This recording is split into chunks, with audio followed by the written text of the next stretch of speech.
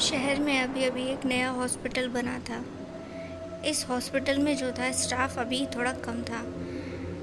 तो ऐसे में जो था, जो सुबह में काम करते थे लोग, उन्हें नाइट में भी काम करना पड़ रहा था। अब यहाँ पर जो था, महेश नाम का एक वार्ड बॉय था। नाइट की शिफ्ट थी, तो यहाँ पर 2 डॉक्टर और महेश जो था नाइट शिफ्ट कर रहा था। और पूरा जो हॉस्पिटल था वो खाली था। यहाँ पर करीब 4 पेशेंट थे जो इस वक्त हॉस्पिटल में एडमिट थे। अब डॉक्टर जो थे अपना आराम कर रहे थे अपने रूम में, तो वहीं ये जो महेश था, इसको जो था पीने की आदत थी। तो ये हॉस्पिटल के एक स्टोर रूम में बैठकर जो था आराम से पी रहा था। तो तभी जो है इसको कुछ आवाज़ें सुनाई दी। ये उठा और यहाँ वहाँ देखने लगा। तो स्टोर रूम में जो था उसने देखा कि एक पुराना सा जो था बेंच था, जो कि अपनी जगह से थोड़ा सा हिल गया था। मतलब पहले जहाँ रखा था वहाँ से अलग जगह। तो ये हैरान होकर देखने लगा, बोला, अरे ये कैसे हिला? यहाँ कोई भूकंप आया है क्या? और फिर इसके बाद जो था वो वापस से बैठकर अपना पीने लगा। ये महेश जो था काफ़ी मस्त इंसान था।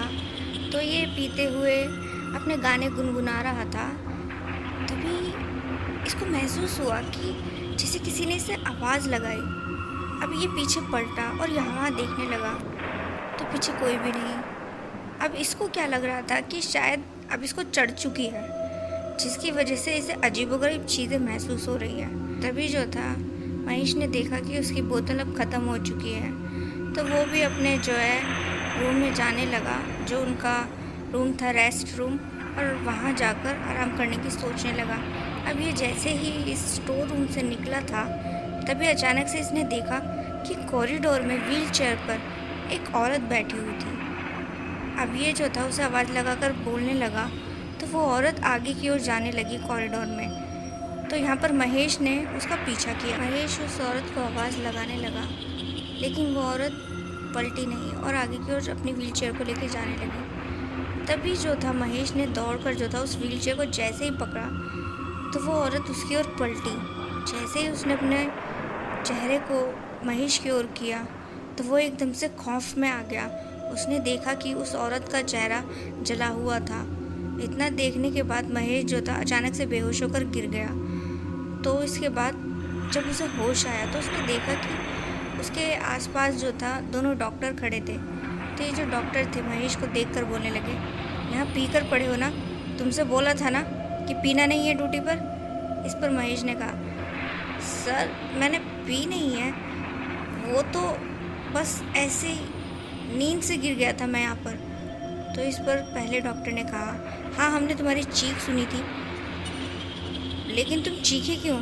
तो इस पर उस वार्ड बॉय ने जो कुछ बताया, तो डॉक्टर ने कहा, तुम्हारे मुंह से कितनी बदबू आ रही है, जाओ जाकर अपना नशा उतारो, क्योंकि नशे में लोगों को अक्सर ऐसी चीज़ें नज़र आती हैं। तो यहाँ पर जो डॉक्टर थे महेश को वहीं छोड़कर अपने रूम में चले गए। तो इसके बाद महेश जो था अपने खड़ा हुआ और खुद से बातें करते हुए बोलने लगा, ऐसा कैसे हो सकता है? वो जो भी कुछ था बहुत ही भयानक था, और वो मेरा कोई आंखों का धोखा नहीं था।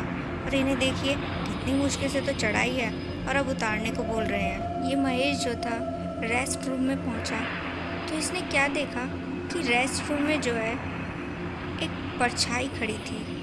ध्यान से इसने देखा तो वहाँ पर एक आदमी, लंबा चौड़ा आदमी खड़ा हुआ था। ये महेश ने उसको आवाज़ लगाई और कहा, ओ भाई कौन हो तुम और यहाँ क्या कर रहे हो? तो इस पर जो था वो आदमी पलटा। जैसे ही महेश ने उस आदमी को देखा तो उसके रोंगटे खड़े हो गए। यह आदमी जो था कोई इंसान नहीं बल्कि एक भटकती रूह थी। उसका चेहरा देख महेश के होश उड़ गए। उसे समझ नहीं आ रहा था कि ये आज रात उसके साथ हो क्या रहा है। मरे हुए लोग उसे क्यों नज़र आ रहे। अचानक ही वो जो भूत था वो हवा में गायब हो गया। इसके बाद जो था महेश को लगने लगा कि शायद डॉक्टर सही थे, पीने की वजह से उसे ये सब चीज़ें नज़र आ रही हैं। तो फिर इसके बाद जो था वो अपने टिफ़िन में कुछ लाया था तो उसको खाने लगा ताकि उसका नशा थोड़ा हल्का हो जाए। महेश यहाँ पर खाना खाने लगा, तभी उसे जो था कुछ आवाज़ें सुनाई दी। तो जब उन आवाज़ों के पीछे वो पहुँचा तो उसने देखा कि ये एक पेशेंट का रूम था जो कि इस वक्त सोया हुआ था। लेकिन इसी के साथ उसने एक भयानक चीज़ देखी। उसने देखा कि एक बूढ़ी औरत उसके पैरों के पास बैठी हुई थी और रो रही थी। तो ये जो महेश था उस बूढ़ी औरत के पास पहुंचा। उसे लगा कि ये शायद बूढ़ी औरत उस इंसान की रिश्तेदार रही होगी। वो उससे बातचीत करने लगा तो बूढ़ी औरत ने कहा, मैं क्या करूं, मैं कैसे करूं, मुझे तो कुछ समझ नहीं आ रहा। तो इस पर महेश ने कहा, आप चिंता मत कीजिए, ये जो भी आपके कुछ लगते हैं ये ठीक हो जाएंगे। तो इस पर उस बूढ़ी औरत ने कहा रोते हुए, मैं इसकी चिंता नहीं कर रही हूँ, मैं तो तुम्हारी चिंता कर रही हूँ। कुछ ही देर में तुम मरने वाले हो, अब तुम क्या करोगे, मुझे तो कुछ समझ ही नहीं आ रहा। इतना सुन महेश एकदम से घबरा गया। वो डर के मारे उस बूढ़ी औरत से दूर हट गया। तभी जो बूढ़ी औरत थी उसकी आंखों में देखने लगी तो महेश ने देखा कि उसकी आंखों में एकदम से भयानक दृश्य उसे नज़र आया, जैसे कि महेश जो है वो इस वक्त पंखे से लटक कर अपनी जान दे रहा है। इतना देखने के बाद जो था महेश चीखते हुए उस रूम से बाहर आ गया। उसकी चीखें सुन डॉक्टर फिर से वहाँ पर आ गए तो वो डॉक्टर से टकरा गया और डरते हुए उन दोनों डॉक्टर से बोलने लगा, मुझे माफ़ कर दीजिए लेकिन मैं अब इस हॉस्पिटल में नहीं रह सकता। यह हॉस्पिटल नहीं बल्कि कोई भूतिया घर है, मैं यहाँ नहीं रह सकता, मुझे जाने दीजिए। तो वो डॉक्टर जो थे महेश को रोकने की कोशिश करने लगे, लेकिन महेश बहुत ज़्यादा डर चुका था और वो तुरंत ही उसी रात जो था अपना सामान उठाकर हॉस्पिटल से बाहर निकल गया। कोई नहीं जानता था आज तक कि वो आत्माएं महेश को आखिर क्यों परेशान कर रही थी।